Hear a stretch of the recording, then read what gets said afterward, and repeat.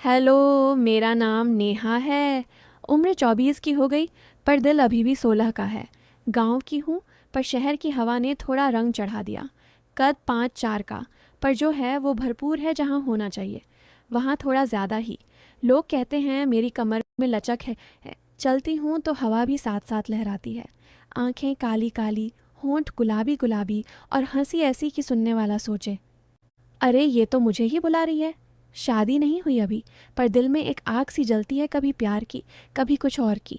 आज अपनी ज़िंदगी की वो बात बताने जा रही हूँ जो न अच्छे लोगों को बोर करेगी, इसलिए हेडफोन लगा के सुनना, क्योंकि मैं ये अपना प्राइवेट बातें भी आपको बता रही हूँ। तो चलो शुरू करते हैं यार। हमारा गांव छोटा सा है, पर खेतों की हरियाली ऐसी कि देखते ही मन भर जाए। घर पुराना है, मिट्टी का, पर मजबूत।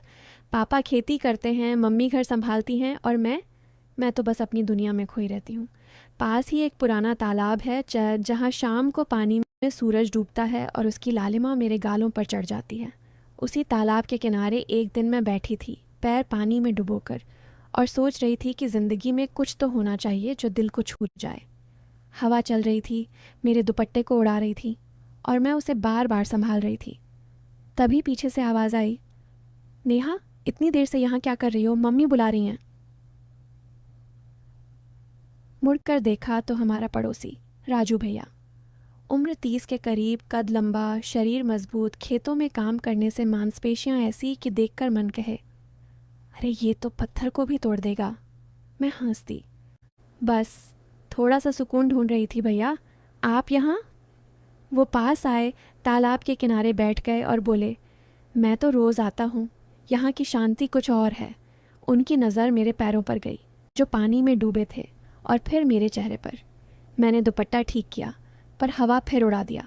वो बोले, नेहा, तुम्हारी ये हवा से लड़ाई देखकर अच्छा लगता है। मैं शर्माई, पर मन में कुछ गुदगुदाया। भैया, आप भी ना मजाक करते हो? वो हंसे, मजाक नहीं, सच। तुम में कुछ बात है जो खींचती है। हम दोनों वहीं बैठे रहे। सूरज डूबने लगा, पानी में लाल रंग फैल गया। राजू भैया ने अपनी शर्ट की आस्तीन ऊपर चढ़ाई, और उनकी बाहों पर पसीने की बूंदें चमक रही थीं। मैंने अनजाने में देख लिया, और मन में सोचा, अरे ये तो कितने मजबूत हैं। वो बोले, नेहा, तुम्हें पता है, मैंने तुम्हें बचपन से देखा है। तुम हमेशा से ऐसी थीं, थोड़ी शरारती, थोड़ी रहस्यमयी। मैंने पानी में पैर हिलाया, छींटे उड़े, कुछ उनके ऊपर भी। वो हंसे, अरे ये क्या, अब मुझे भी गीला कर दिया। मैंने माफ़ी मांगी, पर वो बोले, कोई बात नहीं, थोड़ा सा गीला होना बुरा नहीं, कभी कभी ताजगी देता है। उनकी बात में कुछ था जो मन में घर कर गया। मैंने सोचा, ये क्या कह रहे हैं, गीला होना, ताजगी? पर मैंने हंस कर टाल दिया। फिर वो उठे और बोले, चलो घर चलते हैं, अंधेरा हो रहा है। मैं भी उठी, दुपट्टा फिर उड़ा, और इस बार वो आगे बढ़े। उसे पकड़ लिया। उनकी उंगलियां मेरे कंधे को छू गईं, बस एक पल के लिए, पर उस पल में कुछ करंट सा दौड़ा। मैं रुक गई, वो भी। नज़रें मिली, और वो बोले, नेहा, सावधान रहना, रास्ता फिसलन भरा है। मैंने हाँ कहा, पर मन में सोचा, फिसलन तो दिल में हो रही है। हम चल पड़े। रास्ते में वो मेरे साथ साथ चल रहे थे, कभी मेरी तरफ देखते, कभी आगे। गांव की गलियां संकरी हैं, कभी कंधे रगड़ जाते हैं। एक बार ऐसा हुआ, उनकी बाँह मेरी कमर से छू गई और मैं सिहर गई। वो बोले, सॉरी नेहा। मैंने कहा, कोई बात नहीं भैया, पर अंदर से कुछ और ही चल रहा था। घर पहुंचते पहुंचते रात हो गई। मम्मी ने पूछा, कहाँ थी इतनी देर? मैंने कहा, तालाब किनारे। राजू भैया चले गए अपने घर, पर उनकी बातें मन में घूमती रहीं। रात को बिस्तर पर लेटी तो नींद नहीं आई। उनकी मजबूत बाहें, उनकी हंसी, उनकी नज़रें, सब याद आ रहा था। मैंने तकिया गले लगाया और सोचा, क्या पता कल फिर मिले। सुबह हुई, मैं उठी, नहाई और तैयार हुई। आज मैंने लाल सूट पहना जो थोड़ा टाइट था, कमर को अच्छे से दिखाता था। मम्मी बोली, नेहा, आज कुछ ज़्यादा ही सज धज के। मैं हंसी, बस मन हुआ। दोपहर में मैं फिर तालाब किनारे गई। आज पानी ज़्यादा ठंडा था। मैंने पैर डुबोए और इंतज़ार करने लगी। मन में था कि शायद राजू भैया फिर आए, और आए। दूर से दिखे, हाथ में एक डिब्बा था। पास आए, बोले, नेहा ये लो, मम्मी ने बनाया है आलू के पराठे। मैं खुश हो गई। वाह भैया, थैंक्स। हम बैठ गए, पराठे खाने लगे। उनकी उंगलियां मेरी उंगलियों से छू गईं जब पराठा तोड़ा। वो बोले, नेहा तुम्हारे हाथ कितने नरम हैं। मैं शर्माई। भैया आप भी ना। वो हंसे। सच कह रहा हूँ, खेतों में काम करने से मेरे हाथ तो रुखड़े हो गए। मैंने उनके हाथ देखे, मजबूत पर कोमल भी। मैंने कहा, नहीं भैया, आपके हाथ तो मजबूत हैं। वो मेरी तरफ देखे। मजबूत किस लिए?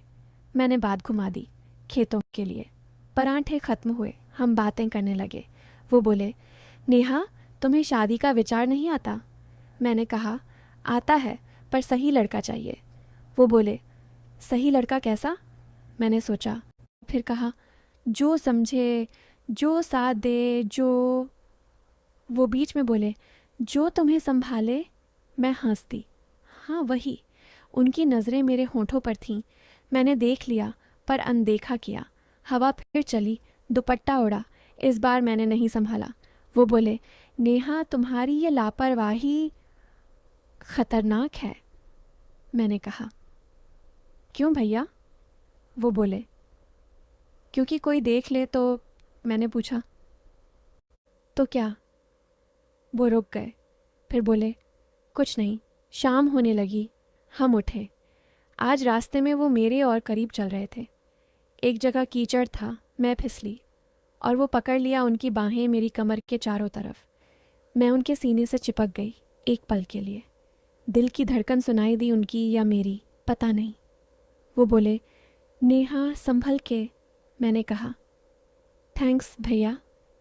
पर छूटते वक्त उनकी उंगलियां मेरी कमर पर देर तक रहीं। घर पहुंचकर मैं सोचती रही, ये क्या हो रहा है? रात को फिर नींद नहीं आई। मैंने सोचा, कल फिर जाना है। अगले दिन मैं सुबह सुबह गई। आज तालाब में कोई नहीं था। मैं अकेली बैठी पानी में पत्थर फेंक रही थी। तभी राजू भैया आए, पर आज उनके साथ उनका दोस्त विक्की। विक्की शहर से आया था, पढ़ाई करता है। वो बोला, नेहा दीदी नमस्ते।